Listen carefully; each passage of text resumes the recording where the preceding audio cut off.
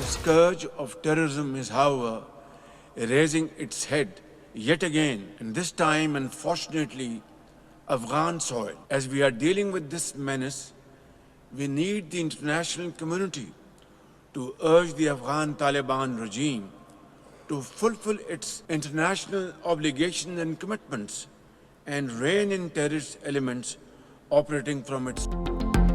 افغانستان سے دہشت گردی کا نیا خطرہ سر اٹھا رہا ہے. عالمی برادری افغان حکومت پر ذمہ داریوں کی ادائیگی کے لیے زور دے. ترکمانستان کی 30 سالہ مستقل غیر جانبداری کی سالگرہ کے عالمی فورم سے وزیر اعظم کا خطاب. کہا پاکستان کی خارجہ پالیسی میں تنازعات کا پرامن حل بنیادی ستون ہے. عالمی امن کے لیے پاکستان بھرپور کردار ادا کر رہا ہے. پاکستان کی حمایت سے غزہ امن منصوبہ منظور ہوا.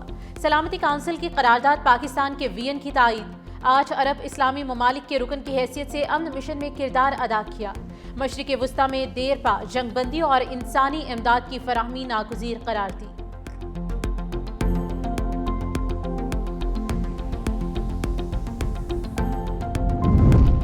ترکمانستان میں شہباز شریف عالمی رہنماؤں کی توجہ کا مرکز. وزیر اعظم شہباز شریف کی اشخاباد میں عالمی رہنماؤں سے غیر رسمی ملاقاتیں. شہباز شریف کی ترک صدر رجب طیب اردوان سے ملاقات. دو طرفہ تعلقات سمیت عالمی اور علاقائی امور پر تبادلہ خیال. کہا مشترکہ وزارتی کمیشن کے فیصلے پر عمل درآمد یقینی بنایا جائے گا. وزیر اعظم شہباز شریف کی ایرانی صدر مسعود پزشکیان سے بھی ملاقات میں تجارتی حجم بڑھانے، سرحدی منڈیوں کو فعال کرنے پر بات چیت. وزیر اعظم روس، تاجکستان اور کرغز صدور سے بھی ملے. وزیر اعظم شہباز شریف کا اشخاباد میں یادگار غیر جانبداری کا دورہ. ترک، روس اور ازبکستان کے صدور کے ہمراہ پھول رکھے. صدر مملکت نے گلگت بلتستان کے عام انتخابات کے لیے پولنگ کا اعلان کر دیا. گلگت بلتستان کے جنرل انتخابات 24 جنوری 2026 کو ہوں گے. نوٹیفیکیشن جاری.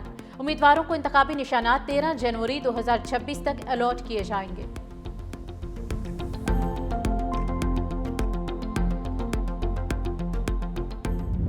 یہ ایوارڈ جو ہے نا جی وہ بجائے کہ ڈیمانڈ جو ہے نا وہ گلگت بلتستان سے آئے یا آزاد کشمیر سے آئے، وفاقی گورنمنٹ کو خود کر دینا چاہیے. میں بھی بات کروں گا پرائم منسٹر سے، الیکشن میں کامیابی حاصل کرے. ابھی فی الحال ہمیں اس کے علاوہ کچھ نہیں سوچنا چاہیے.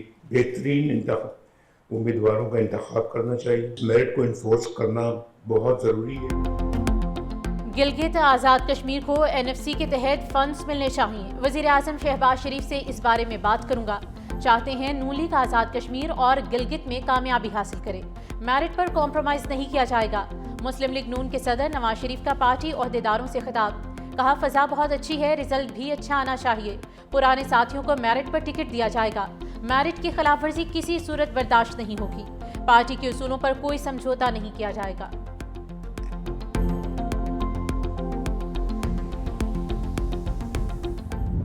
IMF کا پاکستان سے ڈو مور کا مطالبہ. قرض پروگرام جاری رکھنے کے لیے مزید شرائط لگا دی.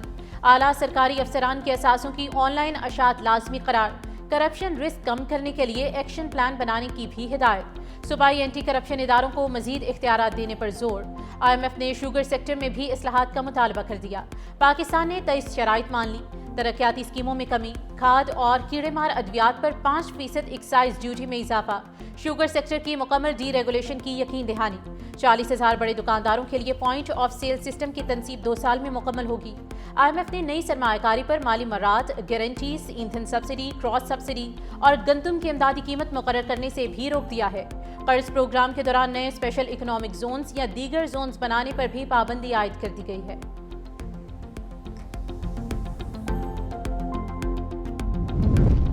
ورلڈ بینک نے پنجاب کے لیے $40 کروڑ کا نیا منصوبہ منظور کر لیا. منصوبے کے تحت 16 شہروں میں پانی، سیوریج اور صفائی کی سہولیات کو اپ گریڈ کیا جائے گا. منصوبے سے 45 لاکھ افراد کو بہتر پانی اور صفائی اور 20 لاکھ افراد کو سیوریج کی بہتر خدمات فراہم ہوں گی. سالڈ ویسٹ مینجمنٹ کی کارکردگی بہتر بنائی جائے گی. بچوں میں سٹنٹنگ کم کرنے اور شہری اداروں کی استعداد بڑھانے پر بھی توجہ دی جائے گی.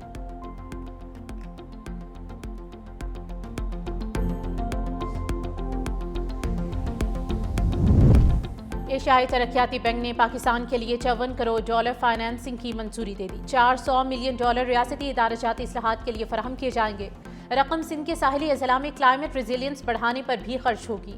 SOAs ریفارمز کے لیے پہلا قرض ریزلٹ بیسڈ ہوگا۔ منصوبے میں خواتین کی قیادت میں 25 فنڈز مختص کیے جائیں گے۔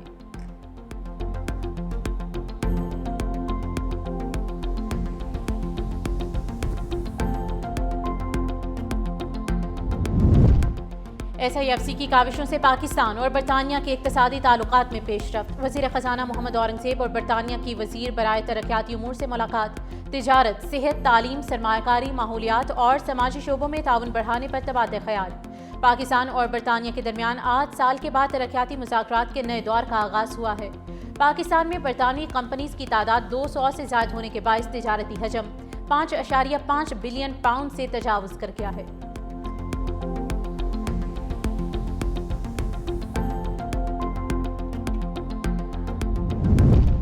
برسلز میں وفاقی وزیر داخلہ اور نارکوٹکس کنٹرول محسن نقوی کی عراقی ہم منصب جنرل عبدالامیر الشمری سے ملاقات۔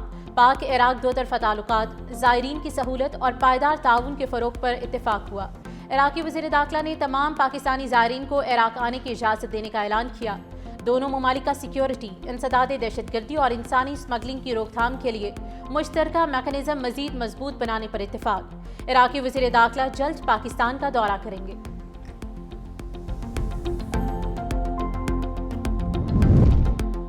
سونے کی فی تولہ قیمت میں 10,000 روپے کا اضافہ۔ سونے کی فی تولہ قیمت 4,54,262 روپے تک جا پہنچی۔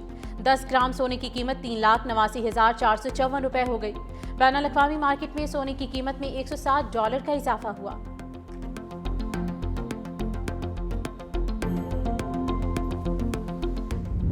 تمام سیاسی جماعتیں دائرے میں رہ کر سیاست کریں، ملکی سالمیت کے خلاف جانے والوں سے سختی سے نمٹا جائے گا۔ Chairman Peoples Party Bilawal Bhutto Zardari کی گورنر ہاؤس پنجاب میں گورنر سردار سلیم حیدر خان سے ملاقات۔ پنجاب کی سیاسی صورتحال پر تبادلہ خیال۔ پارلیمنٹیرینز، پارٹی رہنماؤں، طلباء یونین، وکلاء اور کاروباری شخصیات سے بھی ملاقاتیں کی۔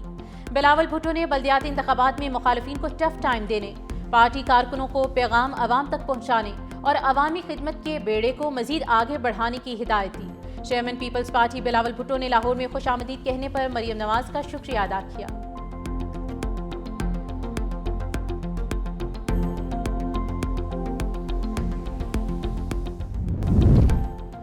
سندھ حکومت کا زرعی شعبے کی ترقی کے لیے جامع اصلاحات کا اعلان۔ وزیر اعلیٰ سندھ مراد علی شاہ نے کہا کہ آباد کار معیشت کی ریڑھ کی ہڈی ہیں، ہر ممکن سہولت دیں گے۔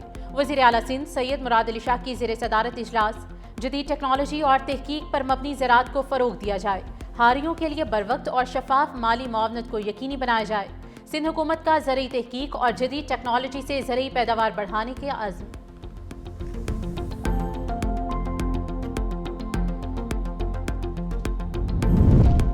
وزیر اعلیٰ پنجاب مریم نواز شریف سے نیدرلینڈ کے سفیر رابرٹ جان سیگریٹ کی ملاقات۔ تجارت، سرمایہ کاری، زراعت، پانی کے انتظام، موسمیاتی تبدیلی، ٹیکنالوجیکل تعاون اور عوامی روابط کے فروغ پر تفصیلی بات چیت۔ مریم نواز نے کہا کہ نیدرلینڈز پاکستان کا دوسرا بڑا یورپی تجارتی شراکت دار ہے۔ وزیر اعلیٰ مریم نواز شریف کا براہ راست فضائی رابطے کی بحالی کی خواہش کا اظہار۔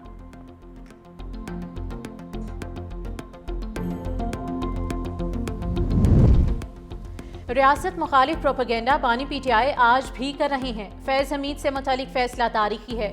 وفاقی وزیر پارلیمانی امور طارق فضل چودھری نے کہا کہ فیصلے کے ملکی تاریخ میں دورست نتائج نکلیں گے۔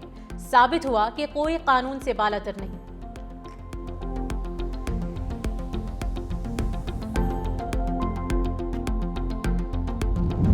اسپیکر قومی اسمبلی نے چیئرمین پیمرا کے تقرر کے لیے پارلیمانی کمیٹی تشکیل دے دی۔ ایاز صادق نے 16 دسمبر کو کمیٹی کا اجلاس بلا لیا۔ کمیٹی میں ارکان اسمبلی چودھری شہباز بابر، علی رضا گیلانی سینٹ سے، علی ظفر اور سرمد علی کمیٹی میں شامل ہوں گے۔ اجلاس میں اٹارنی جنرل آف پاکستان بھی شرکت کریں گے۔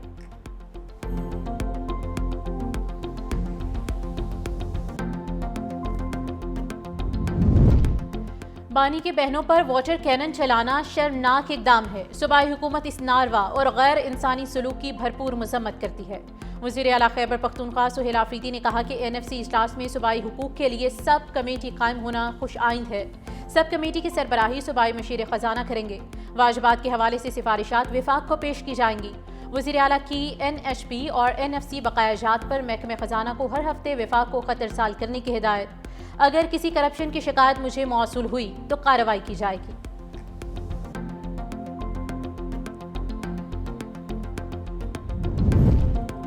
راولپنڈی گڈز ٹرانسپورٹرز اور حکومت کے مذاکرات کامیاب۔ گڈز ٹرانسپورٹرز نے 4 روز سے جاری ہڑتال ختم کرنے کا اعلان کر دیا۔ صوبائی وزیر بلال اکبر اور سیکٹری ریجنل ٹرانسپورٹ کے ساتھ گڈز ٹرانسپورٹرز کے نمائندوں طارق نبیل اور عرفان سلطان نے مذاکرات کی۔ نوٹیفیکیشن کے بعد ہڑتال ختم کرنے پر اتفاق کر لیا گیا۔ حکومت نے ترمیم کا نوٹیفیکیشن جاری کرنے کی یقین دہانی کرائی۔ ہڑتال بھاری جرمانوں اور مقدمات کے اندراج کے خلاف جاری تھی۔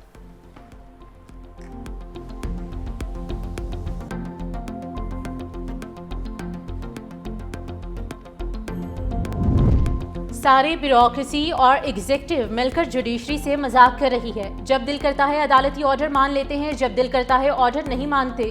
اسلام آباد ہائی کورٹ کا سابق آڈیٹر جنرل اختر بلند رانا کو جنوری تک پینشن ادا کرنے کا حکم، مزید وقت مانگنے پر عدالت برہم۔ جسٹس محسن اختر کیانی نے کہا کہ اگر عدالتی حکم پر عمل درآمد نہ ہوا تو اکاؤنٹنٹ جنرل پاکستان ریونیو اور آڈیٹر جنرل کے اکاؤنٹ منجمد ہوں گے۔ اس میں کوئی ضد اور انا والی بات نہیں ہے۔ عدالت نے اپنے فیصلے پر عمل درآمد کروانا ہوتا ہے۔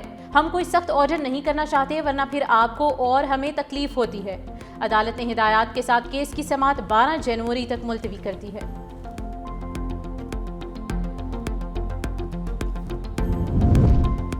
لاہور ہائی کورٹ کا تمام پارکس بحال کرنے کا حکم اور تجاوزات ہٹانے کی ہدایت۔ اسموک اور ماحولیاتی آلودگی کے تدارک کے خلاف درخواستوں پر سماعت۔ جسٹس شاہد کریم نے ریمارکس دیے، پارکس کو بحال کریں تاکہ بچے وہاں کھیل سکیں۔ درخت اور ہریالی کو ختم کرنا کسی طور پر درست نہیں۔ ناصر باغ سمیت کئی تاریخی مقامات لاہور کی پہچان ہیں۔ ایل ڈی اے سمیت کوئی بھی منصوبہ شروع کرے تو ان کی اہمیت کو مد نظر رکھیں۔ اگر تحفظات دور نہ کیے تو مجبوراً مجھے ناصر باغ پروجیکٹ روکنا پڑے گا۔ پی ایچ اے قانون کے مطابق درختوں کی پلانٹیشن کرے۔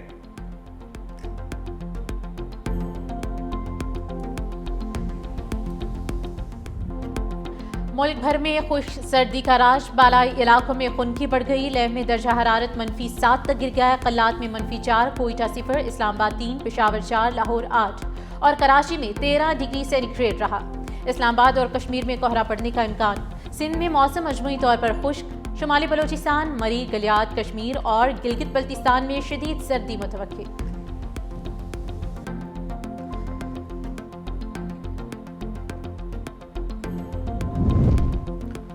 انصاف نہ ملا، موت مل گئی۔ سپریم کورٹ میں سماعت کے لیے آنے والا راولپنڈی کا رہائشی چل بسا 70 سالہ عابد حسین کے زیر تعمیر گھر کا مقدمہ سپریم کورٹ میں 22 جولائی 2024 سے زیر التوا ہے۔ عدالت نے مقدمے کی سماعت ملتوی کی تھی۔ عدالت سے واپسی پر سپریم کورٹ استقبالیہ پر معمر شخص دل کا دورہ پڑنے سے انتقال کر گیا۔